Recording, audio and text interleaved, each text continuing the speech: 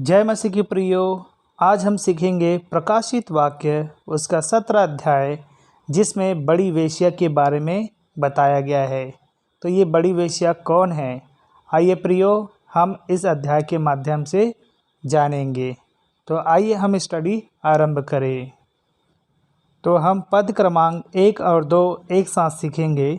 यहाँ पर लिखा है, जिन 7 स्वर्गदूतों के पास वे 7 कटोरे थे, उनमें से एक ने आकर मुझसे यह कहा, इधर आ, मैं तुझे उस बड़ी वेश्या का दंड दिखाऊं, जो बहुत से पानी पर बैठी है, जिसके साथ पृथ्वी के राजाओं ने व्यभिचार किया, और पृथ्वी के रहने वाले उसके व्यभिचार की मदिरा से मतवाले हो गए थे। प्रियो, इन दोनों पदों में हम देखते हैं 7 स्वर्गदूतों में से एक ने यूहन्ना को बुलाया कि वह बड़ी वेश्या को दंड झेलते देखे। यह एक बड़ा धार्मिक और व्यावसायिक केंद्र था, जिसका मुख्यालय रोम में था। अनेक लोगों का ऐसा मानना है कि अध्याय 17 में बाबुल के धार्मिक पहलू और अध्याय 18 में व्यावसायिक पहलू पर जोर दिया गया है। बाबुल के धार्मिक पहलू में प्रोटेस्टेंट और कैथोलिक दोनों समूह के धर्मत्यागी मसीह साम्राज्य शामिल है।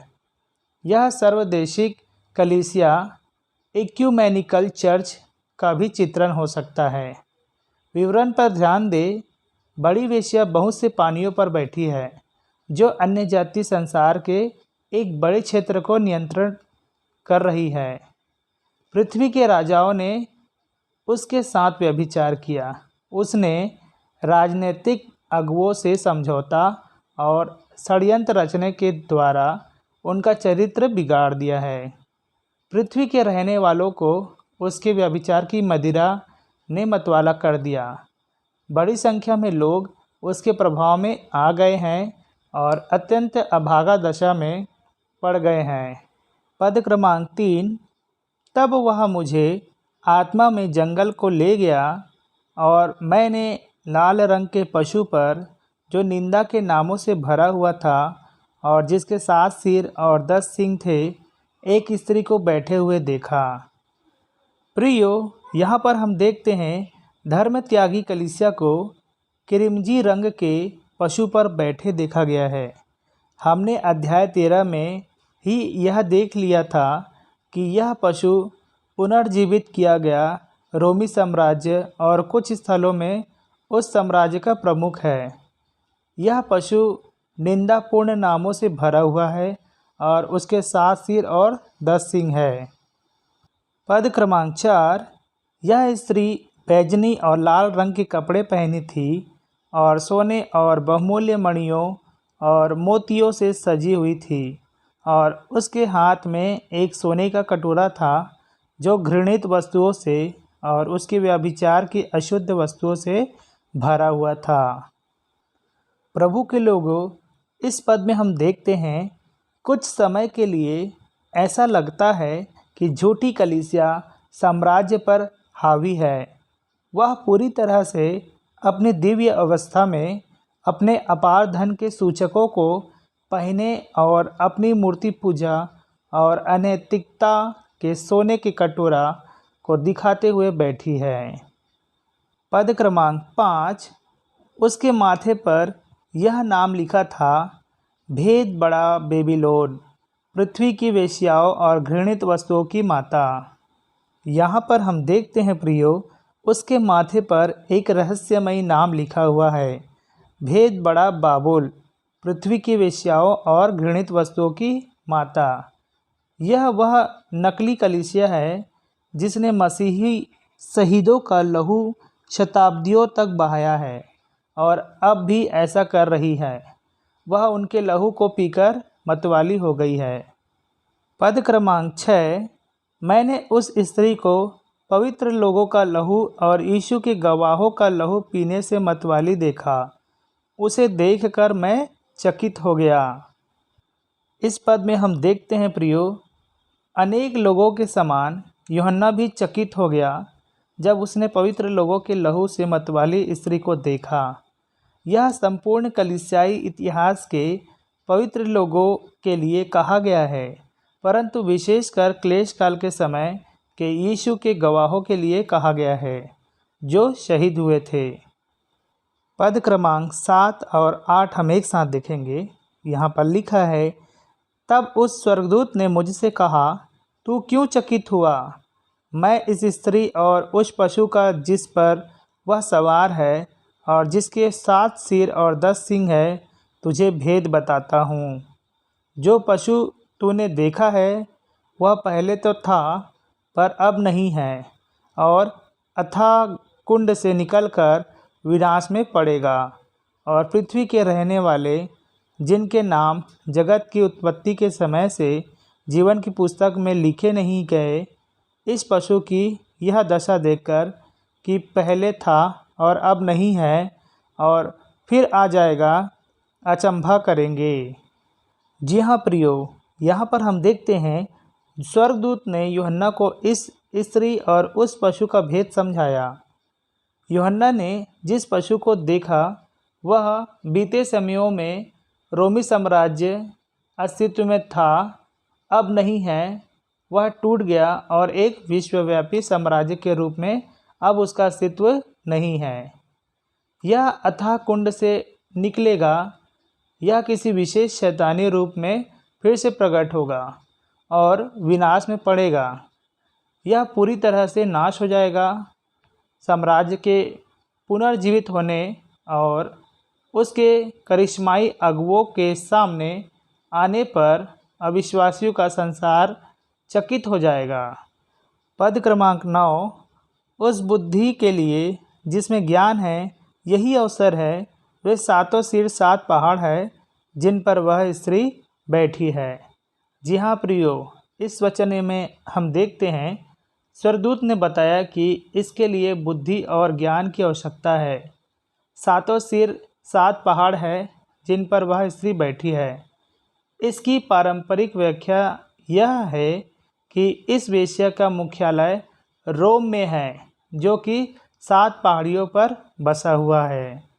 पद क्रमांक 10, वे 7 राजा भी हैं, 5 तो हो चुके हैं और एक अभी है और एक अब तक आया नहीं, और जब आएगा तो कुछ समय तक उसका रहना भी अवश्य है।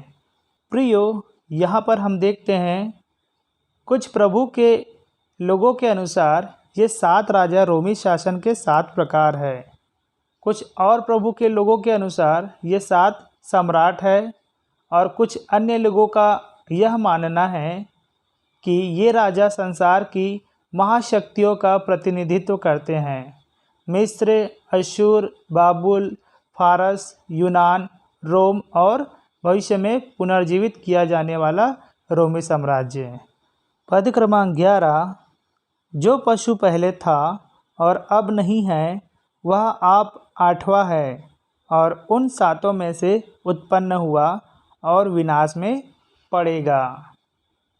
प्रियो, यहाँ पर हम देखते हैं 8वां राजा पुनर्जीवित किए गए रोमी साम्राज्य के प्रमुख और ख्रिस्ट विरोधी के रूप में पहचाना गया है।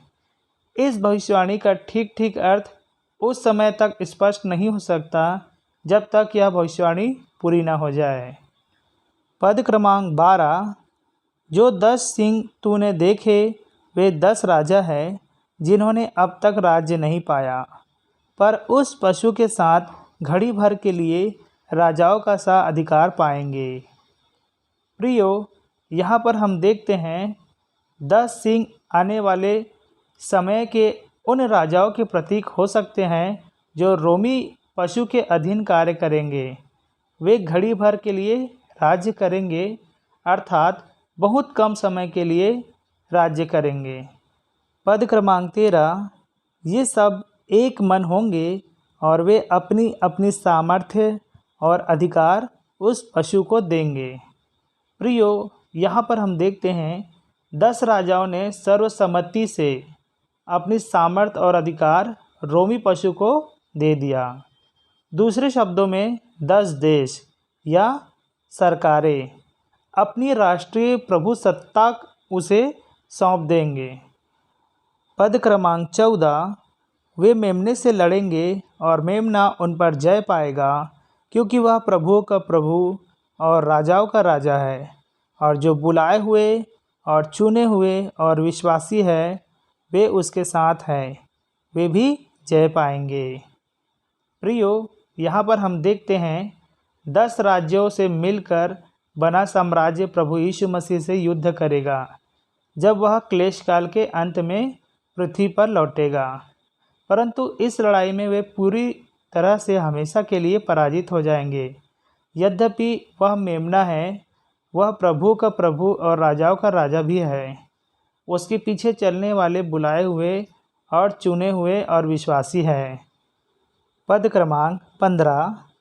फिर उसने मुझसे कहा, जो पानी तूने देखे जिन पर वेश्या बैठी है वे तो लोग और भीड़ और जातियाँ और भाषाएं हैं। प्रियो, यहाँ पर हम देखते हैं स्वर्गदूत आगे समझाता है कि पद 1 में पानी का अर्थ लोग और भीड़ और जातियाँ और भाषा है। पानी पर वेश्या बैठी है का अर्थ है कि उसने लोगों के लिए एक बहुत बड़े हिस्से को अपने प्रभाव में लेकर अपने अधीन कर लिया है। पद क्रमांक 16। जो 10 सिंह तूने देखे वे और पशु उस वेश्या से बैर रखेंगे और उसे लाचार और नंगी कर देंगे और उसका मांस खा जाएंगे और उसे आग में जला देंगे। प्रियो, ऐसा प्रतीत होता है कि पुनर्जीवित किया गया रोमी साम्राज्य स्वयं को कुछ समय के लिए वेश्या कलीसिया के द्वारा नियंत्रित करने देता है, या कम से कम यह दिखाता है कि वह इसके प्रभाव में है, किंतु उसके बाद वह इस असहनीय जुए को उतार फेंकेगा और इसे नाश कर देगा। घृणित वेश्या के कपड़े उतार लिए जाएंगे, वह खा ली जाएगी और जिस पशु पर वह बैठी थी उसके द्वारा वह जला दी जाएगी। पद क्रमांक 17। क्योंकि परमेश्वर उनके मन में यह डालेगा कि वे उसकी मनसा पूरी करें, और जब तक परमेश्वर के वचन पूरे न हो ले तब तक एक मन होकर अपना अपना राज्य पशु को दे दे। अब हम देखते हैं प्रियो, इन सारी बातों में पर्दे के पीछे परमेश्वर है। परमेश्वर ने ही राजाओं को उबारा कि वे रोमी पशु के अधीन आकर एक हो जाए और फिर वेश्या के विरोध में खड़े हो जाएं। यह सब उसकी परम मनसा को पूरी करने के लिए हुआ। पद क्रमांक 18। वह स्त्री जिसे तूने देखा है वह बड़ा नगर है जो पृथ्वी के राजाओं पर राज्य करता है।